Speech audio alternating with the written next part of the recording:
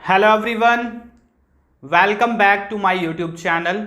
आज की वीडियो में डिस्कस करेंगे very important name reaction, Hofmann bromamide degradation reaction. देखिए, हॉफमैन ब्रोमाइड डिग्रेडेशन रिएक्शन सबसे पहले तो समझ आना चाहिए कि किस चीज के लिए ये रिएक्शन हम यूज करते हैं। तो सबसे पहले आप रिएक्शन देखें। देखिए, यहां पे हमारे पास एक अमाइड होता है RCONH2। ये अमाइड हमने लिया और इसकी रिएक्शन भाई कराते हैं हम Br2 और NaOH के मिक्सचर के साथ। Br2 और NaOH का मिक्सचर।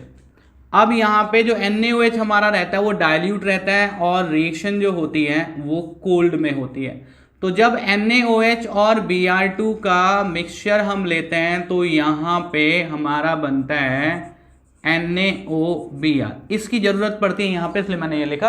वैसे यहाँ पे NaBr, NaOBr और वाटर फॉर्म होते हैं। तो यहाँ पे जब हॉफमैन ब्रोमाइड डिग्रेडेशन रिएक्शन की बात आती है और कहीं रिएक्शन यूज होती है तो वहाँ पे दो तरह से रिएक्शन लिख देते हैं कि यहाँ पे अमाइड लिया आपने, Br2 और NaOH लिख देगा एरो पे मिक्सचर बना के, या फिर ये जो प्रोडक्ट यूज होता है NaOBr, Br2 और NaOH के मिक्सचर से जो बनता है, इसको भी कई बार यूज करता है NaOBr, सोडियम हाइपोब्रोमाइड। ये यहाँ पे कंपाउंड है, ठीक है। ये जब रिएक्शन करते हैं तो यहाँ पे जो प्रोडक्ट बनता है ये बनता है हमारा RNH2। RNH2 primary amine. अब देखिए आप, ये प्राइमरी अमीन कौन से अमाइड से बना? इस अमाइड से बना।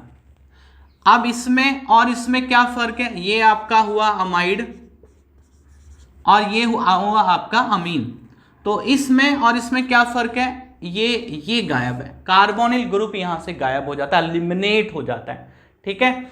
तो जो आपको अमीन मिलता है ये मिलता है आपको less than 1 carbon atom than this amide, less 1 carbon atom than this amide. इस अमाइड में जितने कार्बन होंगे उससे एक कम कार्बन वाला अमीन आप यहां फॉर्म कर सकते हैं, ठीक है।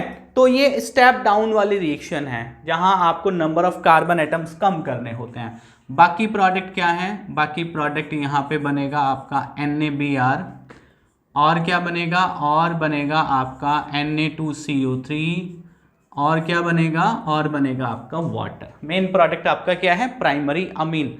तो प्राइमरी अमीन आप प्राइमरी अमीन सिंथेसाइज करने के लिए, प्राइमरी अमीन की प्रिपरेशन के लिए ये रिएक्शन आप यूज करते हैं। और यहाँ जो प्राइमरी अमीन मिलता है वो स्टार्टिंग मटेरियल से, अमाइड से, एक कम कार्बन वाला मिलता है, ठीक है। ये बात आपको समझ आ गई। इसके बाद हम बात करेंगे रिएक्शन की मैकेनिज्म की, ठीक है। रिएक्शन की मैकेनिज्म की बात करते हैं, बहुत इंपॉर्टेंट मैकेनिज्म है ना। तो किस तरह से चीजें चलती हैं आप देखो, यहां पे RC≡ONH2। अब ये कार्बोनिल ग्रुप की प्रेजेंस की वजह से दोनों हाइड्रोजन यहाँ पे एसिडिक हाइड्रोजन हैं। ये बिल्कुल इसी तरह से हैं जैसे हमने गैब्रियल थैलीमाइड सिंथेसिस में एलिफेटिक प्राइमरी अमीन बनाए हैं। वो वीडियो भी आप यहाँ पे देख सकते हैं। आप सर्च बार में लिखेंगे Gabriel phthalimide synthesis by Rahul Pawar, आपको वीडियो मिल जाएगी विद मैकेनिज्म। मैंने वो रिएक्शन यहाँ पे एक्सप्लेन की हुई है। तो वहाँ भी ये हाइड्रोजन इस तरह के होते हैं, थैलीमाइड में एसिडिक हाइड्रोजन है। बेस यहाँ पे है तो बेस क्या करता है? OH माइनस यहाँ से हाइड्रोजन आयन को एब्स्ट्रैक्ट करता है, ठीक है। तो यहाँ क्या मिलेगा आपको? RC≡ONH और ये नाइट्रोजन पे, क्योंकि हाइड्रोजन प्लस फॉर्म में गया यहाँ पे H प्लस की फॉर्म में, तो यहाँ पे नाइट्रोजन पे नेगेटिव चार्ज आपका बचता है, ठीक है। अब आपका ब्रोमीन मॉलिक्यूल ये यहाँ पे इस तरह से अटैक करता है और यहाँ ये बॉन्ड इस तरह से क्लीव होता है, ठीक है। तो क्या बना आपका? आपका बना RC≡ON, N पे ये हाइड्रोजन रहेगा और यहाँ ये Br आ गया, ठीक। एक Br माइनस की फॉर्म में गया तो वो यहाँ Na है ना, तो NaBr ये प्रोडक्ट बन जाता है, ठीक है, बात समझ में आ गई? आगे बात समझ में। अब यहां पे क्या होता है, यहां पे ये जो हाइड्रोजन है, ये हाइड्रोजन फिर से एसिडिक हाइड्रोजन है, फिर से यहां से निकलता है। ठीक है, बेस तो है ना हमारे पास। तो अब ये स्पीसीज आपका बना यहां RC double bond ON minus और N के साथ कोवेलेंट बॉन्ड के थ्रू जुड़ा हुआ Br। ठीक है, अब यहां पे ये Br इस तरह से निकलता है, लेकिन जब ये Br यहां पे निकलेगा तो ये नाइट्रोजन का बस एक बॉन्ड बना रहेगा कार्बन के साथ। तो इस वजह से जो स्पीसीज रहेगा वो रहेगा वेरी अनस्टेबल, है ना, बहुत ज्यादा अनस्टेबल होगा। तो इसके लिए अल्काइल ग्रुप क्या करता है, जैसे ये Br निकलता है ये अल्काइल ग्रुप यहां नाइट्रोजन पे आ जाता है टू स्टेबलाइज द स्पीसीज। जो भी यहाँ पे स्पीसीज फॉर्म हुआ उसको स्टेबलाइज करने के लिए यहाँ पे जो स्पीसीज है वो अपने आप को क्या करता है, रीअरेंज करता है। और इस रीअरेंजमेंट में इवेंचुअली होता क्या है, जो R है आपका वो नाइट्रोजन पे शिफ्ट हो जाता है। आप देखते रहिए और नोट भी करते जाना भाई। तो अल्टीमेटली आपको क्या मिलता है, यहाँ पे आपको मिलता है RN double bond C double bond O। ये एक तरह से समझ लो कि इस रिएक्शन का इंटरमीडिएट है।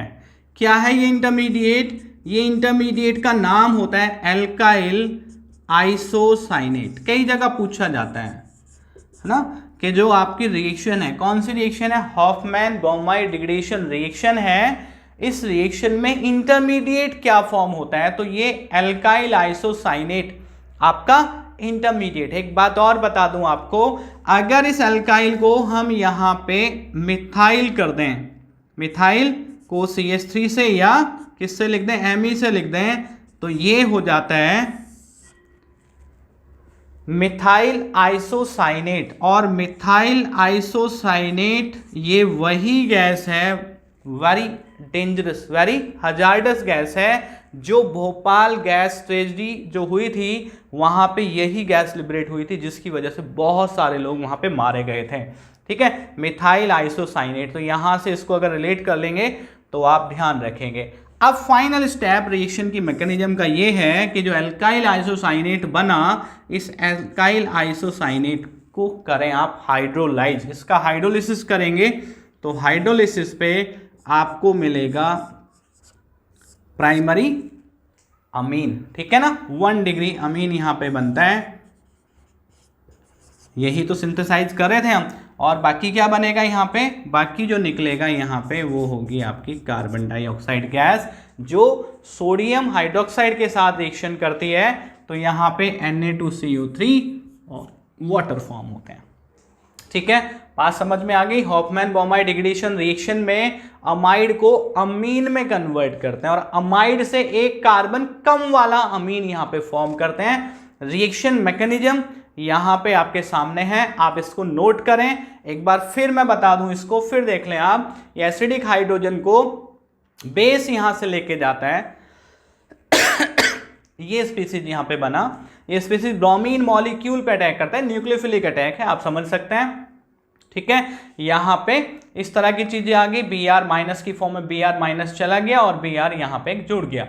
ठीक है, ये दूसरा एसिडिक हाइड्रोजन भी जाएगा, फिर यहां ये चीजें बनेंगी, Br माइनस निकलेगा, Br माइनस निकलेगा तो species will be very unstable. तो उसको स्टेबलाइज करने के लिए जो स्पीसीज अपने आप को रीअरेंज करता है और रीअरेंज में हमको मिलता है आइसोसाइनेट, एल्काइल आइसोसाइनेट। बात समझ में आ गई।